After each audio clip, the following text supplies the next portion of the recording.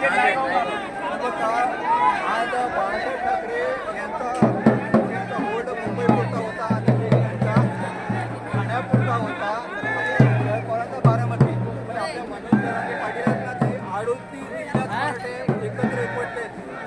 याचं एक श्रेय आहे त्यांचा प्रामाणिकपणा. त्याबद्दल आपण काय बोलू शकतो? असा आतापर्यंत मराठा समाजाला प्रामाणिक माणूस मिळाला नाही सर. दादा सर का त्यांनी जवळपास 12-13 वर्षापासून समाजासाठी काम करतात. हे कधीच कोणाशी मॅनेज होणारे माणूस नाही. खऱ्यासाठी आज समाजातील बऱ्याचशा विद्यार्थ्यांचं शिक्षण या आरक्षणामुळं फुटलेलं आहे, आत्महत्या केलेलं आहे. त्यासाठी आम्हाला आरक्षण पाहिजे आहे. त्यासाठी आमच्या मनोदादा सर्वत्र समाज एका ठिकाणी करून असा इमानदार माणूस पुन्हा होणे नाही. आणि यासाठी सर्वत्र समाज सर्व महाराष्ट्रातील कुठल्या विभागातून नाही. शरद पवार हे फक्त पश्चिम महाराष्ट्रापुरतं काम करणारे, ठाकरे साहेब मुंबई विभागापुरतं काम करणारे, शंकरराव चव्हाण फक्त मराठवाड्यापुरतं काम करणारे. पण संपूर्ण विभागाला सोबत घेऊन मग ते हैदराबाद गॅजेट असेल, सातारा गॅजेट असेल, त्यानंतर बॉम्बे गॅजेट असेल, ह्या सर्व महाराष्ट्रला सोबत घेऊन काम करणारे आमचे मनोजदादा जरांगे यांनी जवळपास आज 4-5 दिवस आहे उपोषणाचा साहेब. तरी लवकरात लवकर या सरकारने, हे सरकार एवढं निर्लज्ज सरकार आहे. आमच्या मनोजदादाच्या आझाद मैदानाच्या बाजूच्या लाइटिंग यांनी पूर्णतः बंद केलेल्या आहेत. 1-2 ठिकाणच्या चालू आहे सर.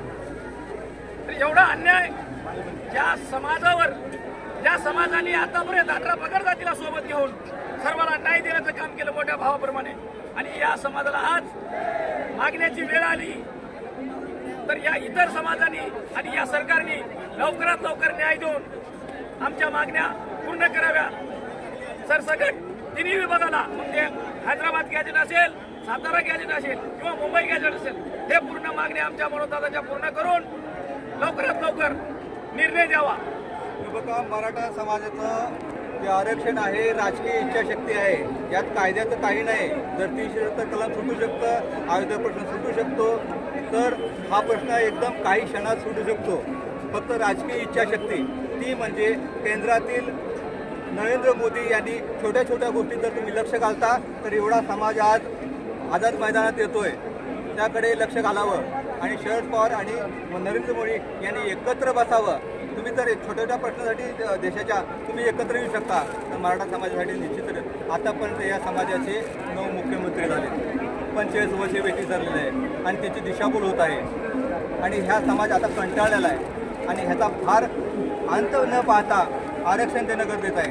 कारण का तर एक ग्रामीण भागात बघायला गेलं तर फक्त 2% मराठा श्रीमंत आहे, 98% मराठा श्रीमंत नाही. बघ, कारण का तर मी 2016ला संत दामाजी कारखान्याचे चेअरमन, संस्थापक चेअरमन, त्यांना मी प्रश्न विचारला होता की मराठा आरक्षणाबद्दल तुम्हाला काय वाटतं.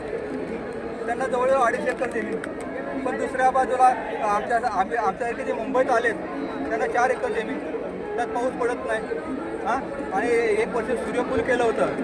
ट्रॅक्टर, बी आणि हार्वेस्टर यांचं जेव्हा सर्व पैसे गेले तेव्हा 0 पैसे आले. त्यापासून शेती आम्ही मुंबईत नोकरी करतो, पण ह्या मराठा समाजाचं पूर्ण जीवन ह्या शेतात आहे. 1 वर्ष पाऊस पडतो, 1 वर्ष पाऊस नाही पडणार, त्यामुळे तो माणूस कर्जबाजारी होतोय. आणि आज महाराष्ट्रात जर देशात हा पहिला नंबर असला तरी पण हा महाराष्ट्र शेतकऱ्यांच्या आत्महत्यात पहिला क्रमांक आहे. हे विसरता का? आज महाराष्ट्र सर्वांना दगवतोय आणि हा मराठा समाज सीमेवर रक्त सांडतो आणि शेतात घाम गाळतो. त्या समाजाला आरक्षण त्यांच्या मुलाबाळाच्या शिक्षणासाठी पाहिजे, नोकरी पाहिजे, एक माफक जी त्यांची इच्छा आहे त्याबद्दल आपण काय बोलतो? सर, तुम्ही आता आत्महत्याचा विषय काढला म्हणून बोलतो. महाराष्ट्रात जर तुम्ही आकडेवारी काढला तर सर्वात जास्त मराठा समाजाच्या आत्महत्या झाल्या दिसतील तुम्हाला. सर्वात जास्त फरक आहे. इतर कोण्या समाजाच्या तेवढ्या आत्महत्या नाहीत. कारण का त्याला कारणच जे आहे, इकडे बाजारपेठ मिळत नाही. सर्व मराठा समाज हे शेतीवर अवलंबून असणारा समाज आहे, कुणबी म्हणून. आज दुसरी गोष्ट, हा समाजाकडे 12 बलुदारांना काहीतरी त्याचे उद्योगधंदे आहेत, पण ह्यांचं पूर्ण जीवन शेतीवर अवलंबून आहे. आणि अशा या समाजासाठी एक सरकारची दया, ज्या मराठा समाजाने पत्री सरकार ब्रिटिशांच्या पायात घोड्याची नाळ मारली आणि ज्या समाजातून छत्रपती शिवाजी महाराज येतात त्या समाजाला अन्याय होता कामा नये, त्याचा संयमाचा अंत बघता कामा नये, हीच इच्छा असेल तुमची. हो सर. जय हिंद. एक मराठा, लाख मराठा, एक मराठा, लाख मराठा. छत्रपती शिवाजी महाराज की जय. छत्रपती शिवाजी महाराज की जय. आता एक शेवटचं मी बोलू इच्छितो. जसं 15 ऑगस्ट हा आपल्यासाठी महत्त्वाचा होता, तसं 29 ऑगस्ट सुद्धा महत्त्वाचा आहे.